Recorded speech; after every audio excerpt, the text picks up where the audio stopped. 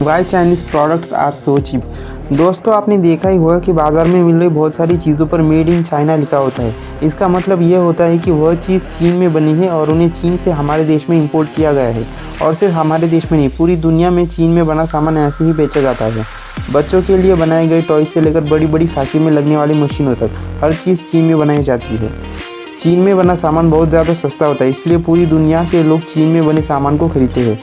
यही कारण है कि आज चीन पूरी दुनिया का मैन्युफैक्चरिंग हब बन गया है। ये सब देखने के बाद एक सवाल आता है कि चीन यहाँ तक पहुँचा कैसे और आने वाले समय में कोई देश चीन की जगह ले सकता है या नहीं। अगर आप इन सवालों का जवाब जानना चाहते हैं तो फिर इस वीडियो को पूरा ज़रूर देखें। इस वीडियो में हम आपको यह बताएंगे कि कैसे चीन पूरी दुनिया को कॉपी करके आज एक मैन्युफैक्चरिंग हब बन गया है। दोस्तों, 3 साल पहले पूरी दुनिया में कोरोना वायरस फैल रहा था, तब इसका असर पूरी दुनिया पर पड़ा। कोरोना वायरस के कारण पूरी दुनिया के देशों में लॉकडाउन लगना शुरू हुआ और चीन में भी कोरोना वायरस के कारण अपने देश में लॉकडाउन लगा दिए। जब चीन के अंदर लॉकडाउन लगा तो वहाँ का एक्सपोर्ट बंद हो गया और चीन का यह एक्सपोर्ट बंद होने के कारण दुनिया भर की कंपनी का प्रोडक्शन थम गया। इसीलिए किसी प्रोडक्ट को बनाने के लिए बहुत सारे कंपोनेंट्स की ज़रूरत पड़ती है और वह कंपोनेंट्स का एक बहुत बड़ा हिस्सा चीन से ही इंपोर्ट होता था। ये सब होने के कारण पूरी दुनिया को यह समझ में आ गया कि वो चीन पर बहुत ज़्यादा डिपेंडेंट हो गए हैं और वो चाइना पर इतना ज़्यादा डिपेंडेंट नहीं रह सकते। चीन को मैन्युफैक्चरिंग हब का नाम मिल गया क्योंकि बहुत सारे मैन्युफैक्चरिंग का काम चीन में ही होता है। चीन में बना सामान बहुत ज़्यादा सस्ता होता है। आने वाली सामान पर बहुत सारा टैक्स लगाया जाता है, लेकिन फिर भी चीन को सामान बहुत ज़्यादा सस्ता मिल जाता है।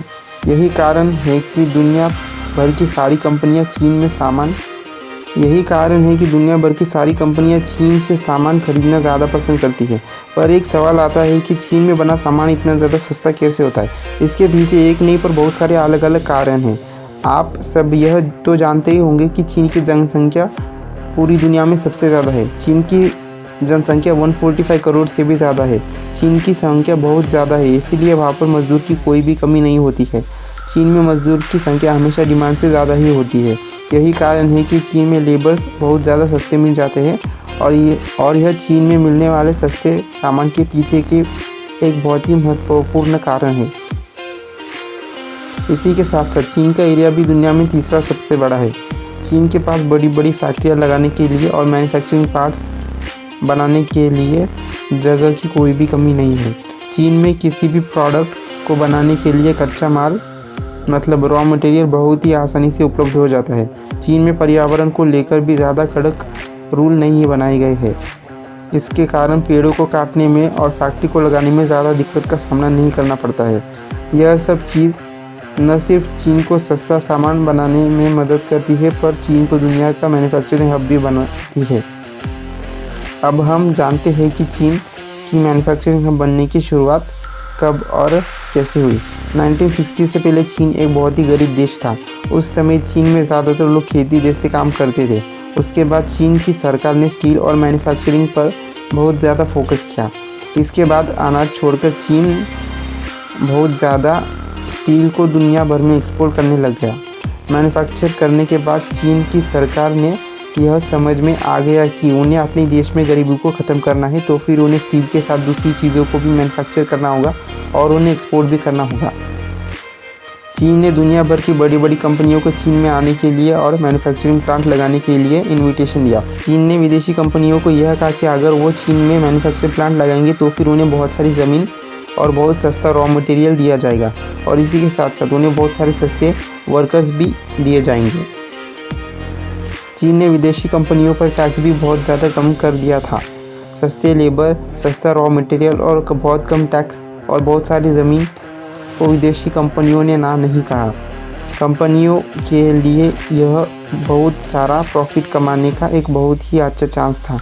विदेशी कंपनियों ने चीन में सिर्फ अपना मैन्युफैक्चरिंग प्लांट लगाया था और उसके बाद वहाँ के लोगों को कंपनी में काम करने के तरीका सिखाना था। सिर्फ इतना करके ही विदेशी कंपनियां चीन में अपनी मैन्युफैक्चरिंग प्लांट को लगाकर बहुत सारा पैसा कमा सकती थी।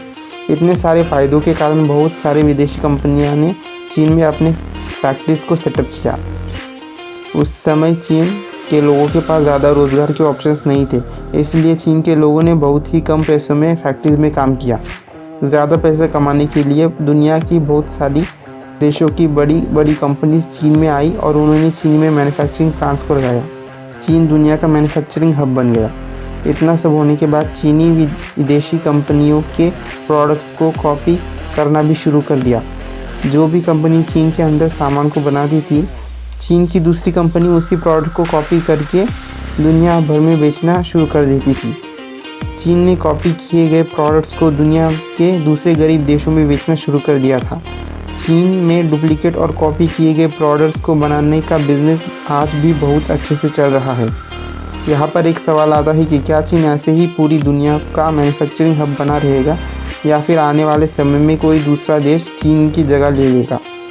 कोरोना वायरस पैंडेमिक के कारण चीन में बहुत सारी बड़ी कंपनियां जो अपनी फैक्ट्रीज थी वह बंद हो गई और तब बड़ी कंपनियों को यह पता चला कि वो चीन पर इतना ज़्यादा डिपेंडेंट नहीं रह सकते। इसके कारण बहुत सारी बड़ी कंपनियां को यह पता चल गया था कि वह किसी भी देश पर इतना ज़्यादा डिपेंडेंट नहीं रह सकते। बहुत सारी बड़ी बड़ी कंपनियां अपने मैन्युफैक्चरिंग सेटअप को डाइवर्स करने में लग गई। इसी के साथ साथ चीन में अब लेबर्स भी पहले जितने सस्ते नहीं रह गए हैं। चीन में पढ़े लिखे लोगों की संख्या और बिजनेस करने वालों की संख्या भी बहुत ज़्यादा बढ़ गई है। इन सब के कारण चीन में मजदूर की संख्या बहुत ज़्यादा कम हो गई है। संख्या कम होने के कारण वर्कर्स की फ़ीस भी बहुत ज़्यादा बढ़ गई है।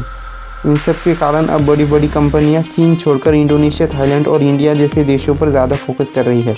बहुत सारी बड़ी बड़ी कंपनियां अपने मैन्युफैक्चरिंग प्लांट्स को चीन से हटाकर दूसरे देश में लगा रही है और इसके कारण इंडिया के पास एक बहुत ही अच्छा चांस है एक मैन्युफैक्चरिंग हब बनने का। अगर आप चाहें तो जापान एक टेक्नोलॉजी सुपर पावर कैसे बना वाली वीडियो या फिर इंडिया में लोगों को एनिमे देखना इतना ज़्यादा पसंद क्यों होता है वाली वीडियो यहाँ क्लिक करके देख सकते हैं। Thank you for watching this video.